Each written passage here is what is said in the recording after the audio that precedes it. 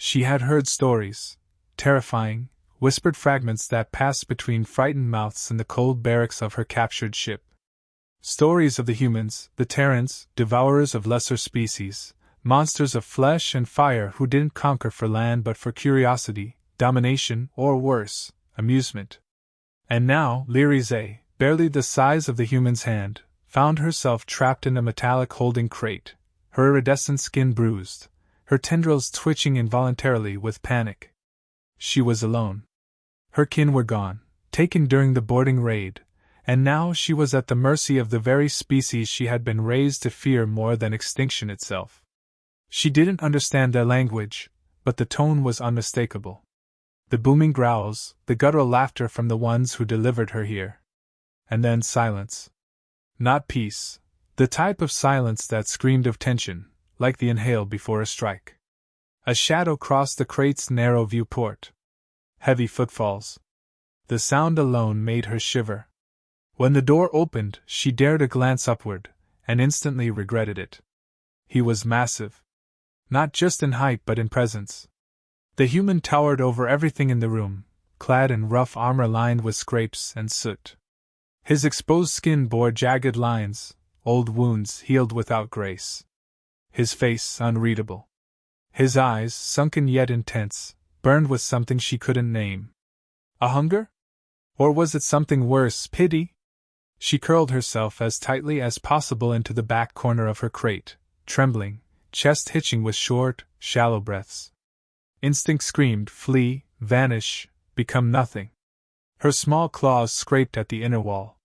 She had no venom, no weapon, no strength. She wasn't bred for resistance. Her kind negotiated, offered tribute, bent their knees. But who bends to a predator? The human knelt slowly. Not like a conqueror, like someone inspecting something fragile.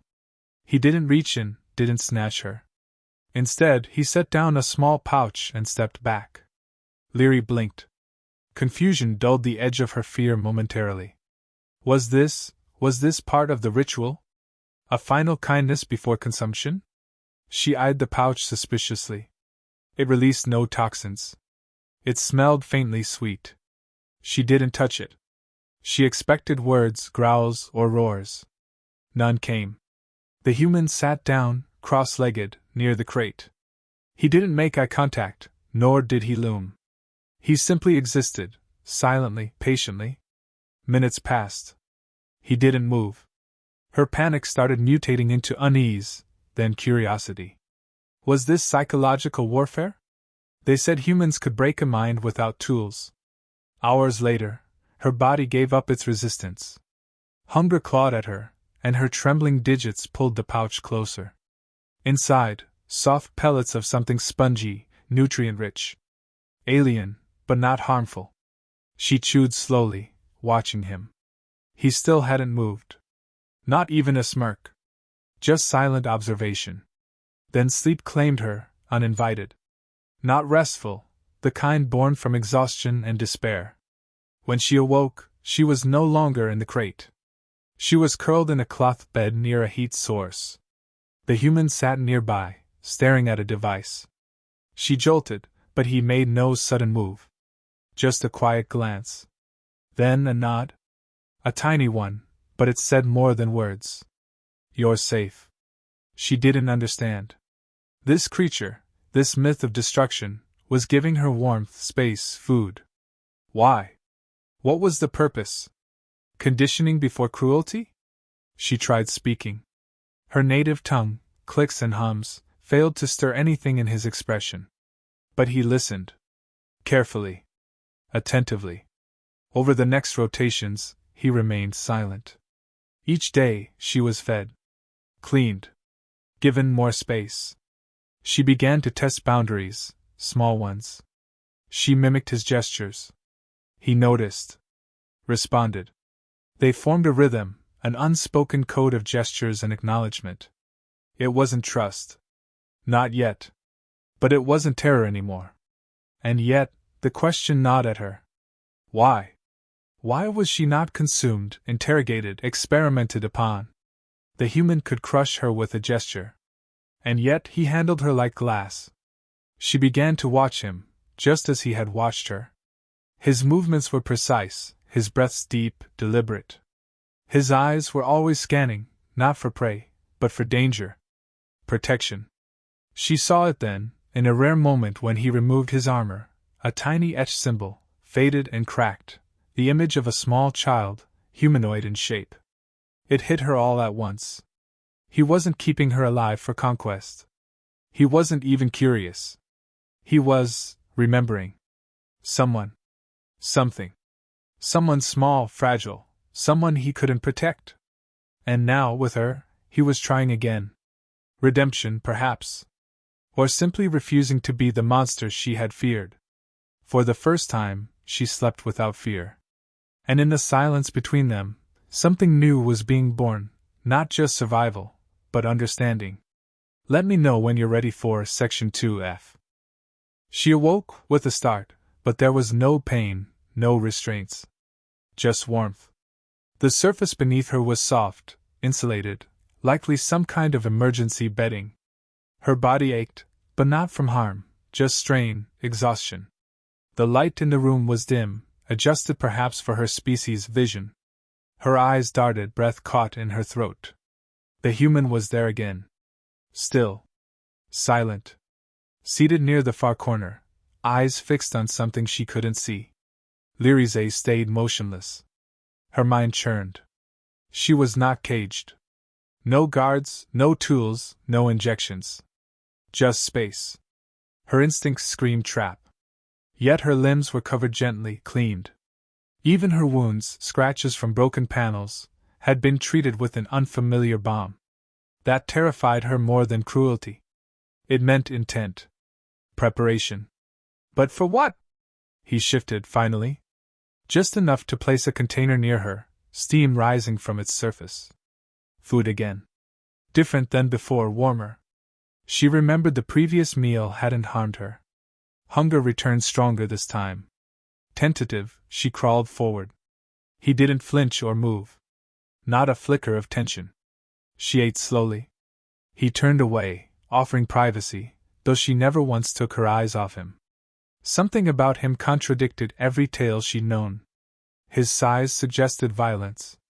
His scars whispered stories. But his actions defied the expectations embedded in her species' psyche. He hadn't spoken. No interrogation. No demands. Just quiet presence. A protector without a command. A predator that did not hunt. Time blurred in the solitude of the room. She no longer counted the hours but the patterns.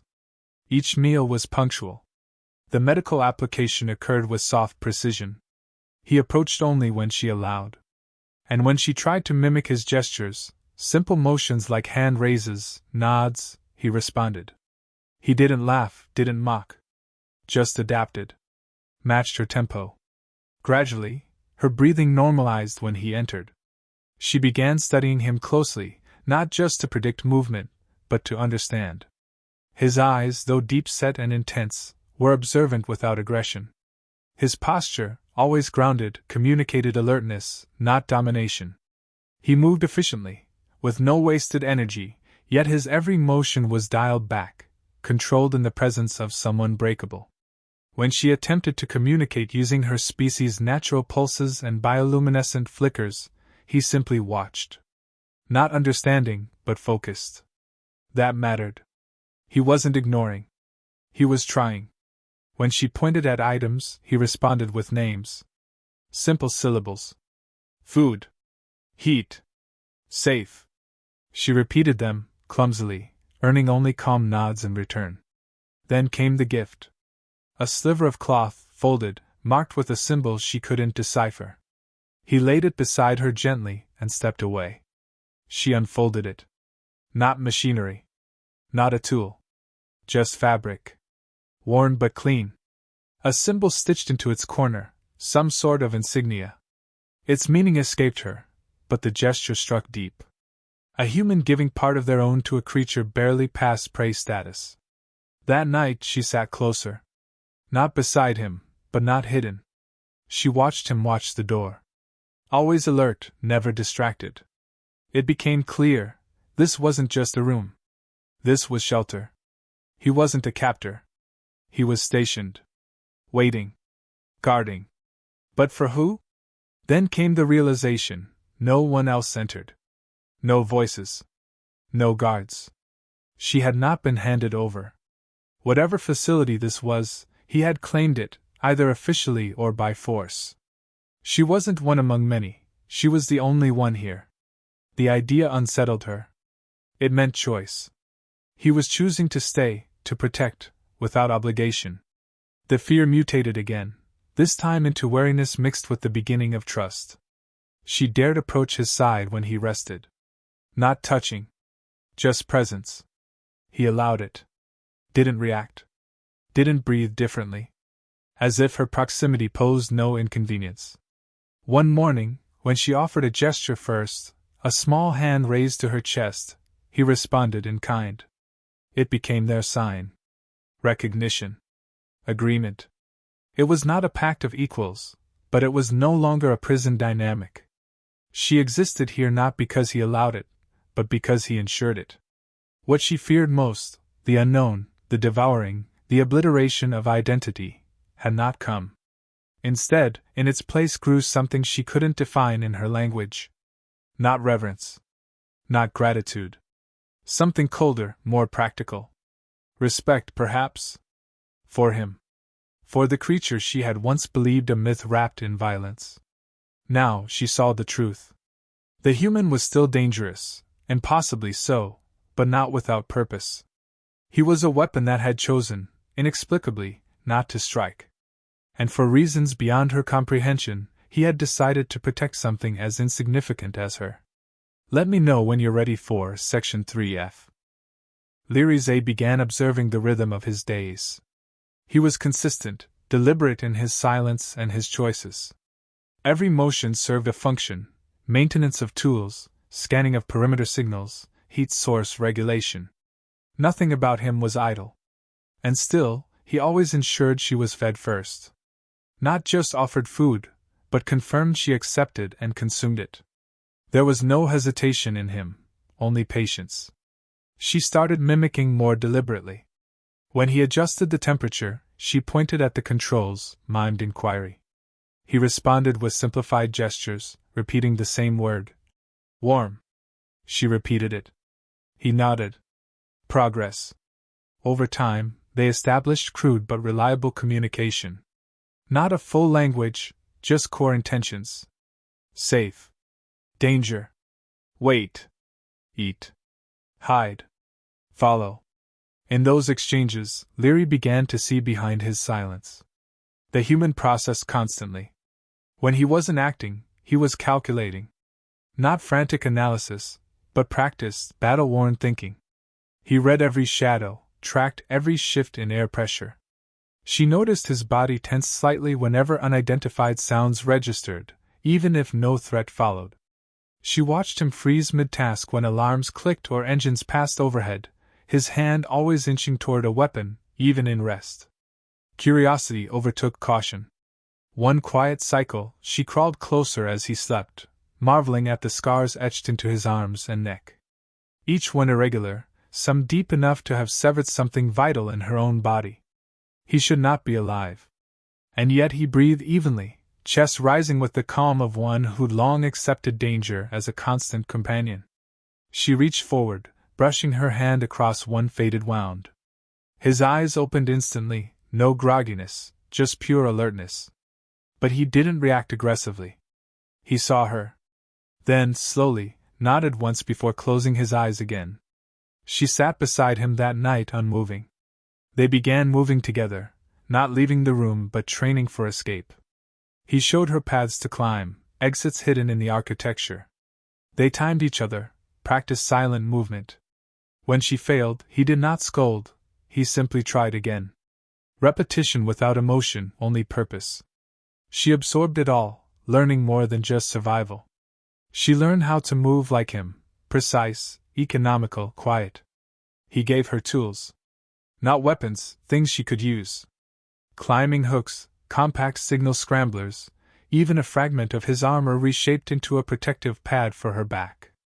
She wore it without protest. It carried his scent, metal and sweat and grit, but it made her feel less breakable. One cycle, she tried to express gratitude. Their language remained limited, but she pieced together a sequence of signs. You help. I live. Thank. He stared at her for a long moment, then turned, retrieving something from his pack. A small device, battered and clearly handmade. He activated it, projecting a flickering image of a child, human, female, perhaps 5 or 6 years in standard measure. Laughing. Reaching toward the viewer. The human's posture shifted slightly. He didn't explain. He didn't have to. Leary felt the weight of that image. This was why. Not because of what she was, but because of what she resembled. A reminder. A memory preserved in function, not in mourning. She looked up at him. He didn't meet her gaze. Just returned the device to his side and resumed his watch. That night she spoke his word back to him. Safe. He didn't nod. He didn't respond. But the faintest pull of his mouth suggested something new, acknowledgement.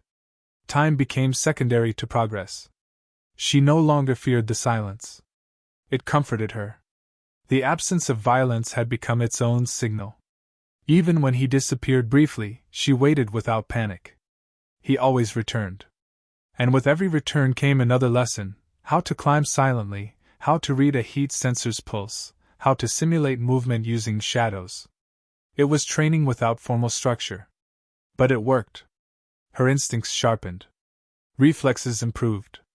She wasn't just being guarded anymore. She was being prepared.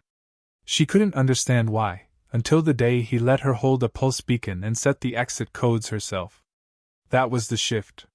Trust, not just in her as a passenger, but as a partner. A mission shared. Leary Zane no longer wondered if she was a prisoner. She understood now. The human wasn't hiding her from danger. He was waiting until she could face it beside him. Let me know when you're ready for Section 4F. The transition from shelter to movement was quiet, efficient, and deliberate. He didn't announce it. One day, the pack was sealed, the routes mapped, and he handed her a small locator. No words were exchanged. It was simply time. She didn't ask where they were going. She trusted his direction more than her own questions.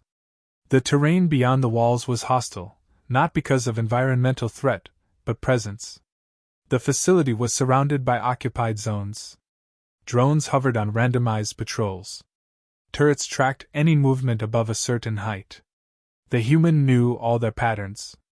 He moved like he had lived inside the enemy's algorithms.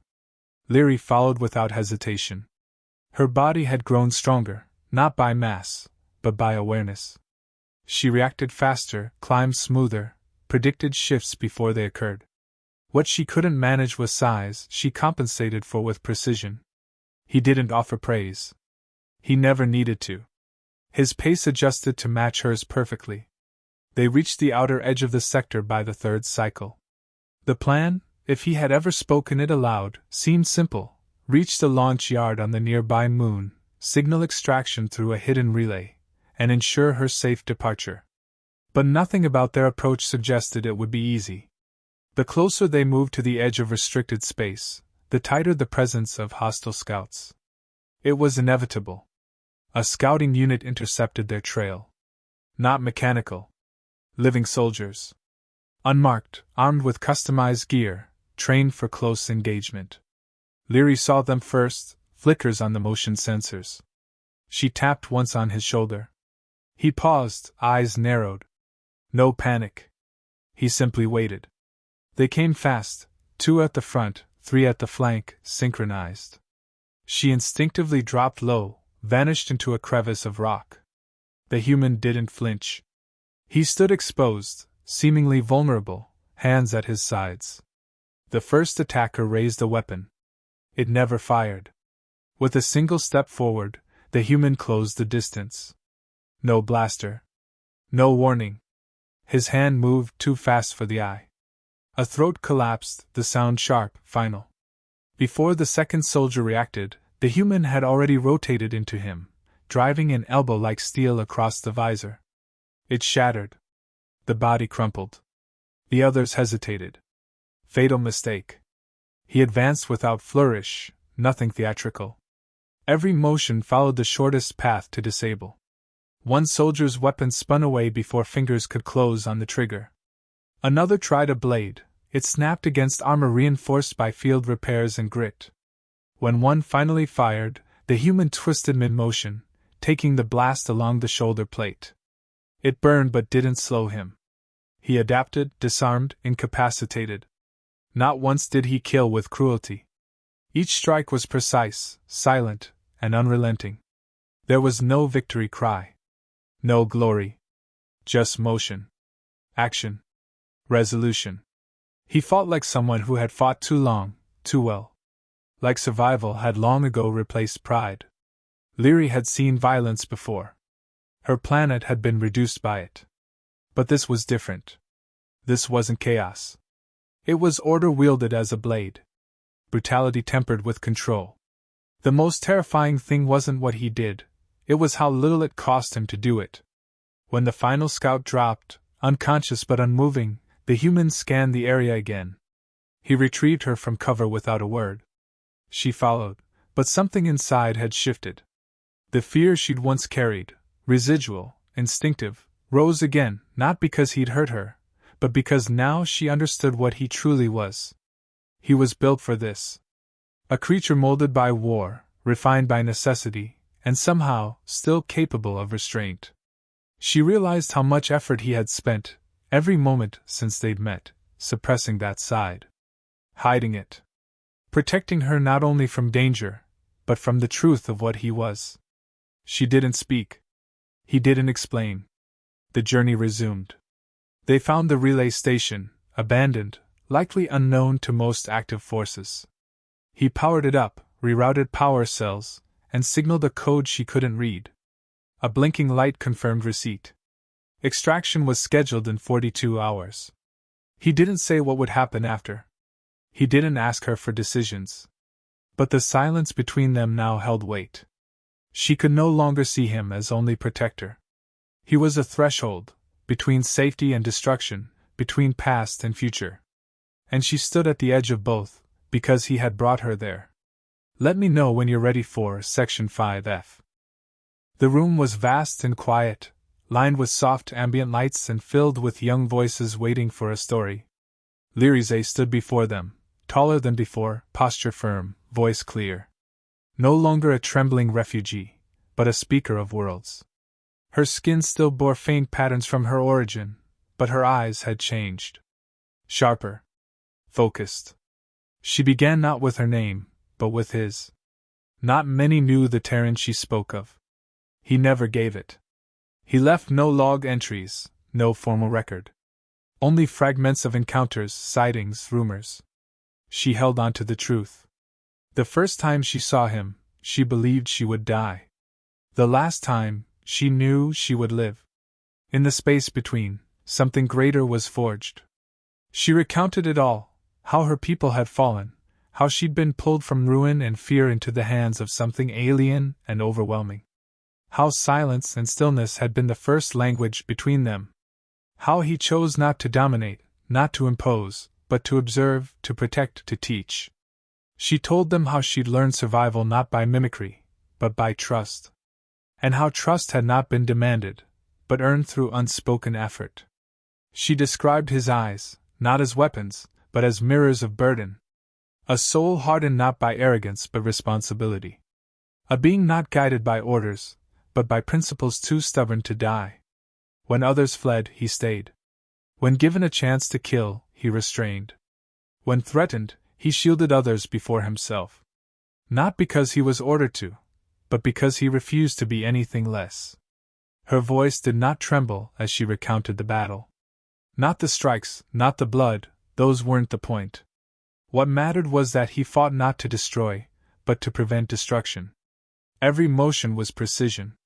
Every choice calculated for minimal suffering. That was the lesson. Power doesn't define you. How you use it does. After extraction, he didn't follow. She had pleaded. He had only touched the old cloth insignia she carried now and turned away. No promises. No explanations. just purpose. Some say he was seen later, far across the divide, intervening in collapses, reprogramming war drones to self-destruct, dragging civilians from flooded domes. Always a shadow. Always vanishing before authorities could ask who he was. She spent years chasing fragments of him. Satellite blips, intercepted distress calls, holographs. But never found him again. Not truly. Only echoes. She carried his legacy forward, not as a soldier, but as a bridge. Her role became translator between frightened species, advocate for forgotten survivors, and voice for those too small to be seen. Every treaty she negotiated, every border she helped dissolve, bore his invisible signature. She showed the audience the object he left her, a signal crystal, worn, non-functional now, but once a lifeline. He had taught her more than tactics. He'd shown her how humanity wasn't just strength, it was adaptation. Compassion under pressure. The terrifying ability to evolve in purpose without shedding conviction. She told them her people now referred to humans not as devourers, but as balance bearers. Dangerous, yes. Capable of terrible acts, without question. But also of infinite patience, loyalty, and redemption. That duality was what made them remarkable. Her final words weren't rehearsed. She spoke from a memory that never faded. A moment in the dark when she had whispered, "Safe," and the human hadn't spoken back, but had stayed beside her. She said, "We feared them because we didn't understand them. But I learned something truer than fear. They are not monsters. They are storms. And storms do not ask for permission. But sometimes they shelter you too." There was silence afterward. No applause. Just thought. That was what she wanted. Not celebration. Reflection. And when she left the hall, stepping into the long corridor of light, she touched the insignia hidden in her sleeve. The one he gave her when no one else believed she was worth saving. She hadn't seen him in years.